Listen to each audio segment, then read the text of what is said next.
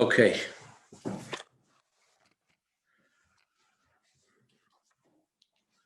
Shalom Aleichem, thank you for joining.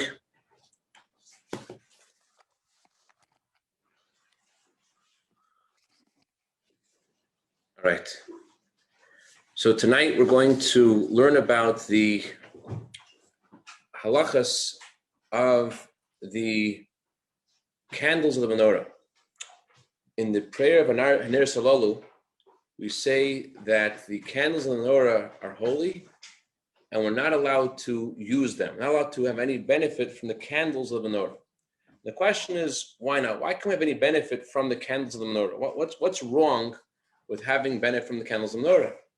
We know on Shabbos, you are allowed to benefit from the candles of Shabbos. Not only are you allowed to benefit from the candles of Shabbos, but one of the whole points of lighting Shabbos candles is so that we should enjoy the Shabbos candles. So it says in the Gemara that people cannot enjoy the Shabbos if they're always tripping over each other.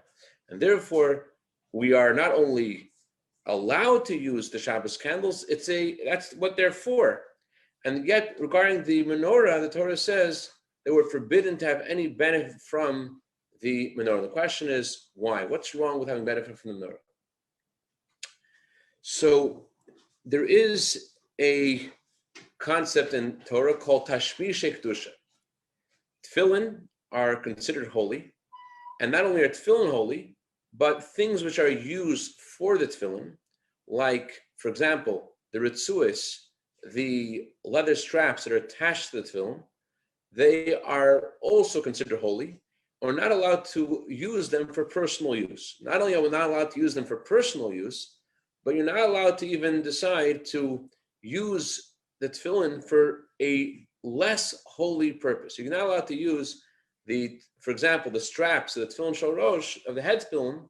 Tefillin shorosh are considered holier because they have there's 4 batim, they have the shin on both sides, and there's the 4 scrolls, and therefore the head tefillin are considered to have a higher holiness than the hand tefillin. So the Torah says you're not allowed to exchange the knots, the straps of the head tefillin, and to decide to attach them to the hand tefillin. Since they're relegated to the head tefillin, which are holier, you can't change them around. That's regarding tefillin, because tefillin are considered tashmishe kedusha, which are used for holiness. They're considered kedusha. There is no such distinction with the candles of the menorah. The candles of the menorah are a mitzvah. They're used for a mitzvah. They don't have the same sanctity. They don't have the same holiness as a pair of tefillin, or even the straps that are used for a pair of tefillin.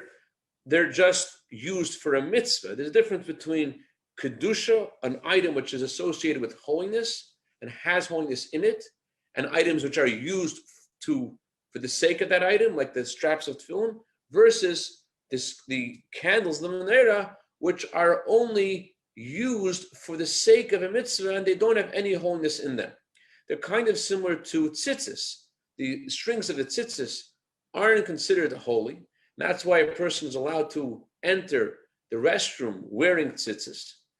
But still, the Torah says that we're not allowed to use the tzitzis to tie things together, and similarly to use the candles of the menorah to read from, or even to read Torah from.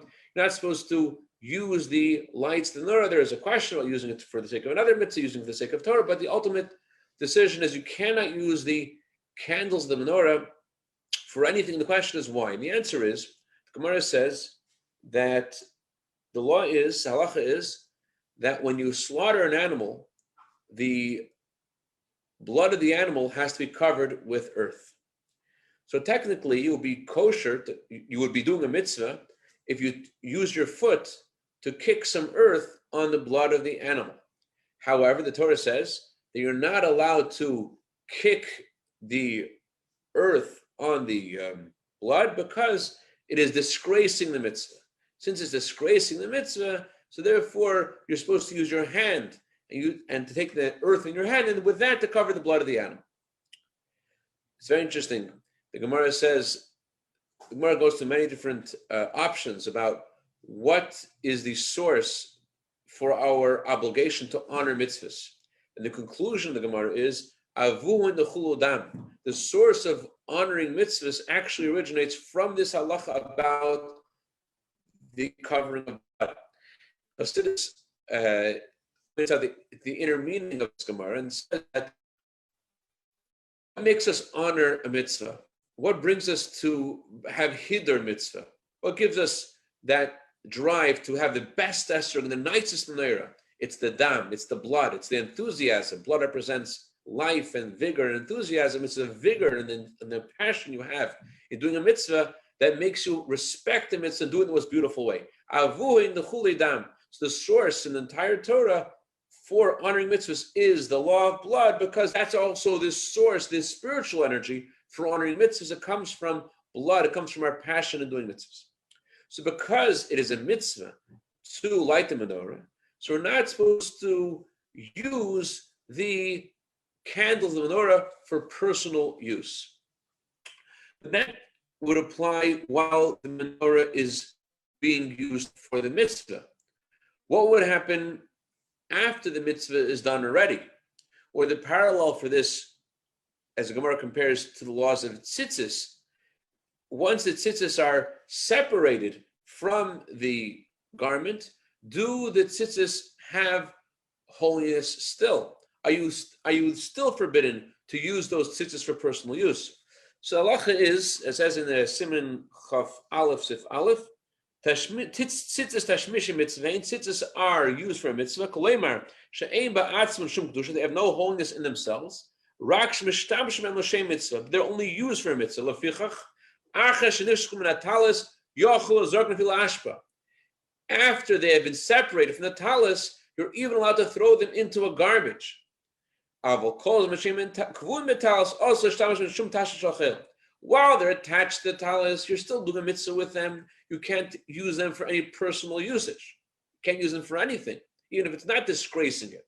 It's considered a disgrace for the mitzvah that you're using it for personal usage. But once it's been detached from the tzitzis, so then you're allowed to use it for personal usage. But the first opinion the Alter Rebbe springs down in Siman Chafal Sefalef is that you are allowed to throw them in the garbage. You're allowed to disgrace them and throw them in the garbage.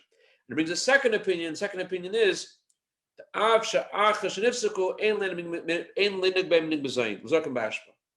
says, after they've been detached from the tzitzis, the second opinion says, you still cannot disgrace them.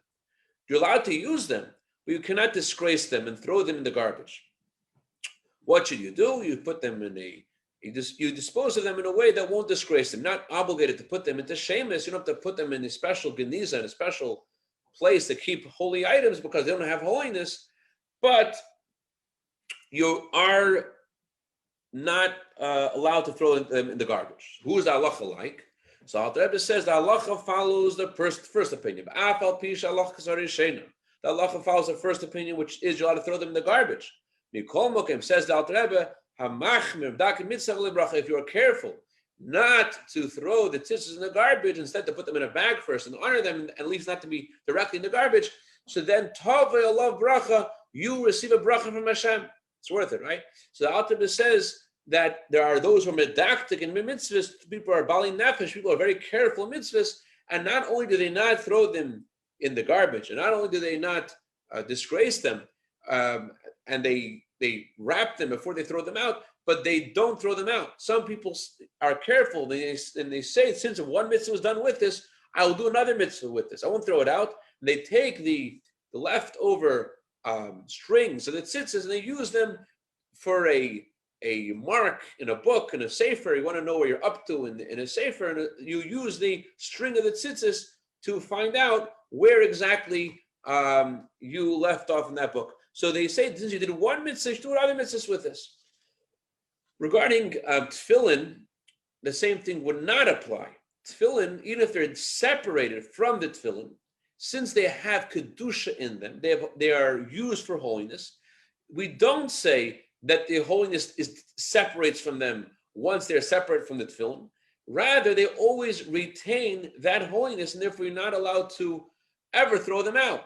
You're supposed to take those straps of tefillin and to bury them and to put them in a geniza. You cannot use them for your private usage, and certainly not allowed to throw them out. That's because the straps of tefillin not only are used for a mitzvah, they have kedusha.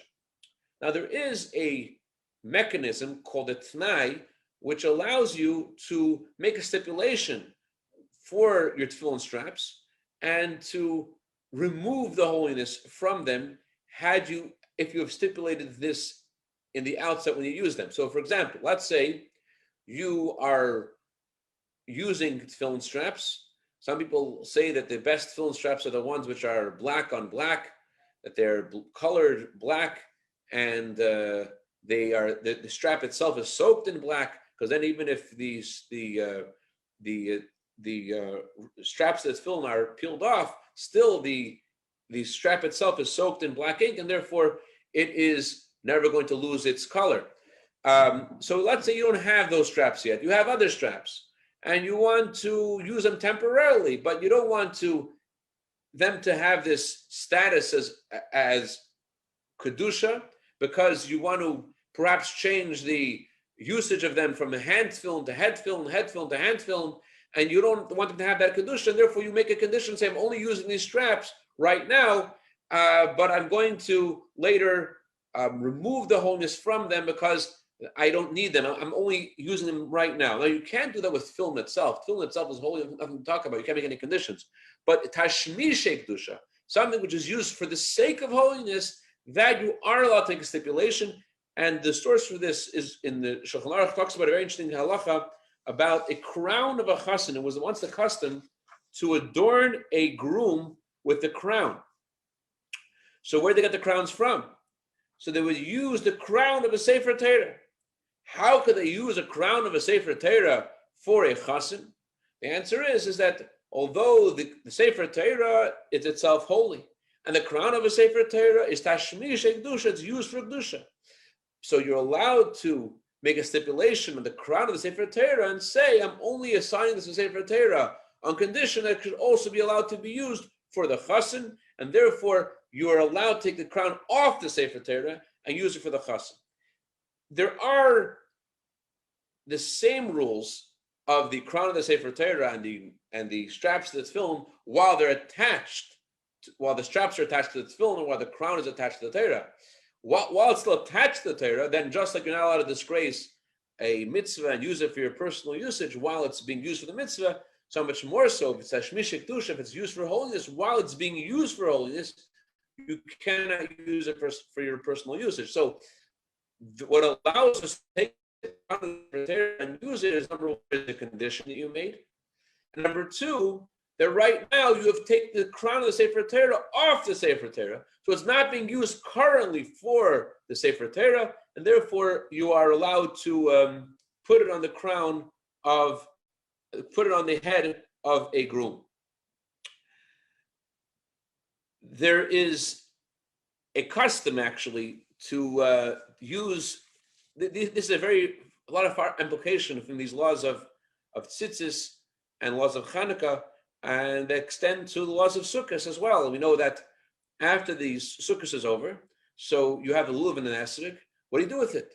So it was used for a mitzvah. It was set aside for a mitzvah, but now the mitzvah is done. The 7 days of Sukkot are over. What do you do now with the lulav and esrog?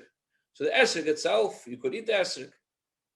It says in Shulchan Aruch, though, that for the hadassim, you should use hadassim and use them for the samim, for the spices of Abdallah. It says if they dried out, you can make something else with the myrtle.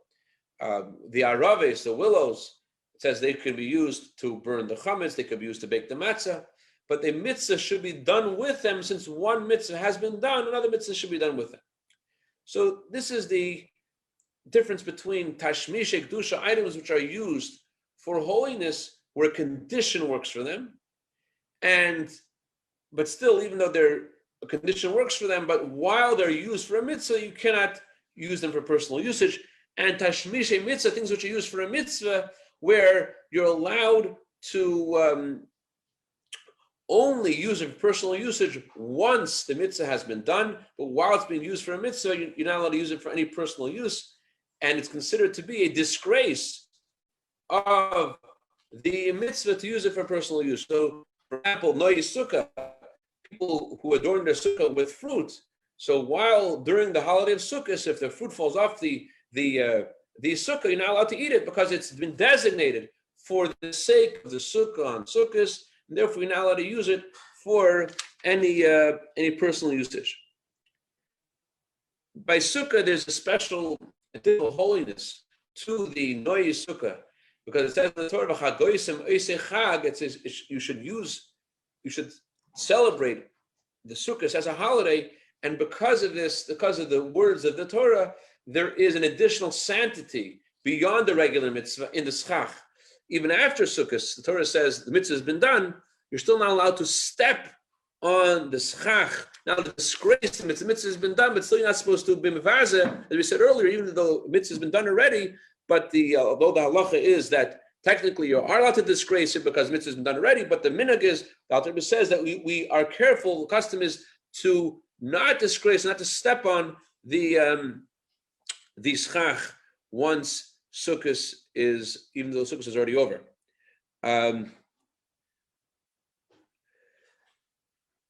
Now, getting back to the candle of the menorah. After the mitzvah has been done, so it would seem that we're allowed to use the light of the menorah. The mitzvah has been done, and you're not allowed to use the light of the menorah while it's being used for the mitzvah. But after the time for the mitzvah has elapsed, it would seem that you're allowed to use its light. And that's what it says in Shulchan Aruch. However, it says that after Hanukkah is over and you have leftover oil and leftover wicks, it says you should make a little bonfire and burn them up and not to use them. Now, how do these two halachas fit together? If the oil in the menorah itself, that you've lit the menorah, the menorah has now elapsed the 30 minutes, or as our custom is, 50 minutes for the menorah to be burning. Well, it depends when you light the menorah. But in any calculation of the obligation, the menorah, you've now done your obligation, so you are allowed to use the light of the menorah. So how does that fit with this other halacha, that the oil and the wicks after Hanukkah have to be burnt? Is it permissible to use the oil after the mitzvah is done? Then you shouldn't have to burn it. So the commentaries in the Code of Jewish Law explain this apparent contradiction between Tafresh Ayin Beis and Tafresh Ayin Zayin, and they say, the Magen Avram says, if you look carefully in the words of the Shulchan Aruch, it says, if you pour the oil in the menorah, which was designated l'shir hadlaka, which was designated for the purpose of the lighting the menorah, you want to put in the menorah enough oil to last for 30 minutes. And whatever remains, you didn't want to designate that to be holy. You only poured in the menorah more oil because you thought the menorah would need it. But you expressly thought that whatever is left over is not going to be used for the mitzvah of the menorah, and therefore it is not considered holy. When do we say it's considered holy? That's when you put it aside and you got it and you put it aside, that this is for the sake of the mitzvah of Hanukkah, and therefore even after Hanukkah it continues and it still has that holiness, so you can't have any benefit from it. However, when you pour the oil in the menorah and you're thinking, I'm only pouring enough oil for it to burn for 30 minutes, I want to be able to use the rest of that oil, and it's fine, and you could use it. The big question is if you didn't think anything. You just pour the oil in the menorah, or you have oil, you put it aside, you have oil, and now what you didn't think anything specific. Can you use the leftover oil or not? So the Magen Avram has a question about this, and he basically brings down the opinion of the Bach, who says that it doesn't matter if you deliberately assigned it for the sake of the mitzvah or not, even if you did not deliberately assign it. If you deliberately decide it's not, you could use it for your personal benefit, whatever is left over, and then everyone agrees you could use it for your personal benefit. If you deliberately assign it that should be used for the sake of a mitzvah, everyone agrees you cannot benefit from it. The question is, if you did not deliberately think anything, So the Bach says that it's also considered muktzah. The Mogen Avram says that he brings the Bach's opinion, and the Shulti Geborim says that the oil that remains in the menorah, it's a suffix, a doubt whether or not you could benefit from it.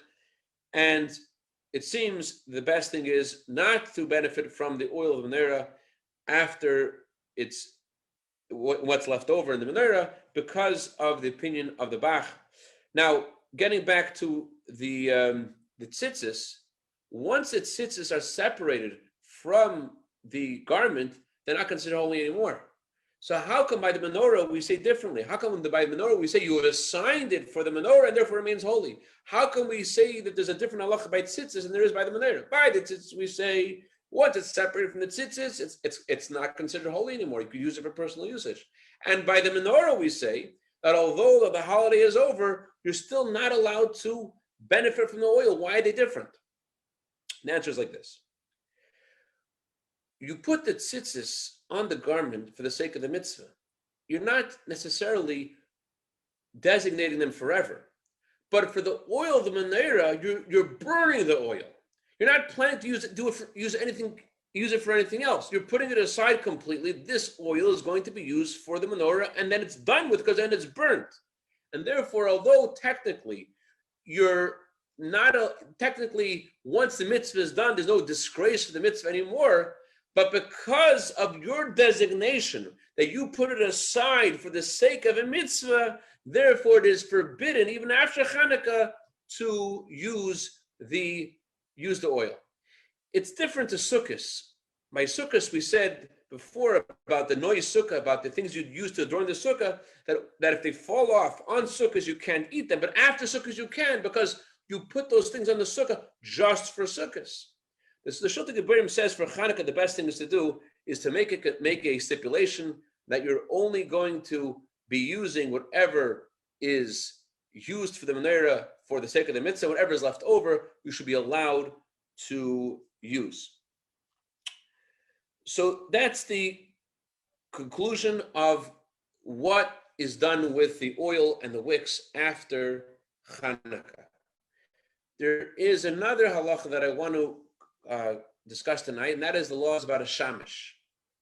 The reason we have a shamish is two reasons we have a shamish. One reason is, since the Torah says you're not allowed to have any benefit from the light of the menorah, so you also have the shamish there, so that if any benefit is being given to you, it's not solely with the light of the menorah, there's also the light of the shamish. Another reason why you have a shamish there is to light all the other candles. Can you light one candle of the menorah from the other candle of the menorah? We have a shamish. You light it with the oil candle, it's oil menorah, it's very hard to light one candle from another. But are you allowed to light, if you have a candle menorah and you're able to light one candle from another candle, can you do this? So the Gemara brings an argument about this between Rav and Shmuel. Rav says it's forbidden, and Shmuel says it's permissible. And the Gemara discusses the reasoning of Rav, and the conclusion of the Gemara is that the way you would light one candle of the menorah from the other is by the means of another match. You will light one candle of the menorah using a match in the middle. So it's like you're not directly lighting one candle to the other. And therefore, since you're using a match in between, therefore it's forbidden to, since it's not directly for a mitzvah, you're lighting one candle to a match, and then from that match to the other candle, since there's something in between that's not directly a mitzvah, that's why Rav says it's forbidden. And Shmuel says it doesn't matter if there's a match in between, since you're lighting the match for the sake of lighting the other candle, it's permissible. You're doing this for the sake of a mitzvah, it's fine. So what is halacha? So there are different poskim which side with the opinion of Rav, and some poskim which side with the opinion of Shmuel. So in Shulchan Aruch it says that even without a match, even if you wanted to light one candle from the other candle of the menorah, which seemingly according to everybody that would be okay, because you're not using a match in between, it's directly one mitzvah to the next mitzvah. The Ramah says the custom is, halachically it would be okay according to everybody, but the custom is you do not light one candle of the menorah from the other. Why not? So the Ramah says because The main mitzvah of Hanukkah is to light one candle. When you add another candle, that is a hider mitzvah. That's beautifying the mitzvah. That you're going beyond the main mitzvah. So if you light one candle from another, what you're really doing is you're lighting from the main mitzvah to a secondary part of the mitzvah. And therefore it is not, it's customary not to do this. It's not forbidden, but it's customary not to do this because you're taking something of higher sanctity or a more direct connect to the mitzvah, or something which has less connection to the mitzvah, which is only part of the hider of the mitzvah. The second candle is just to add a candle every night, is just a hider mitzvah, and therefore you can't use the main mitzvah, which is the first candle, to light the second candle. What about Shabbos candles? So Shabbos candles, since there is no distinction of the first candle over the second candle, it would seem that there is no prohibition of lighting one Shabbos candle from another Shabbos candle. But is that a good idea? Is there any reason to do that? So there are those who specifically light the Shabbos candles, not from a match. They specifically use one Shabbos candle like the other Shabbos candles. And the reason for that is like this. It's not clear from the Alter Rebbe Shulchan Aruch. Look, there are among Chabad Rabbanim different opinions about when exactly the onset of Shabbos is. The Alter Rebbe says, brings two opinions, whether Shabbos begins when you finish lighting the last candle, or when you say the bracha. So if Shabbos begins when you light the last candle and you're holding the match, what do you do with the match? How do you get rid of the match? So some say you should let go of it, you shouldn't directly put it out, you should just drop it. But even if you are going to drop it, still, it's not always so convenient. You have to help there may be some fire hazard, and it's not the most convenient thing to do. And also, there is another sif in Shulchan Aruch which says that the bracha, when you say the bracha, that's when the Shabbos begins, when you say the bracha. Now, some Rabbanim say that the Alter Rebbe has two opinions about when the bracha is said, whether the bracha is said before you light the candles or after you light the candles. And since we say the bracha after the candles are lit, so certainly you haven't accepted Shabbos yet until you say the bracha. And therefore, there's no problem of dropping the candle and whether it gets extinguished by you dropping it, etc., because you are not accepting Shabbos until you say the bracha.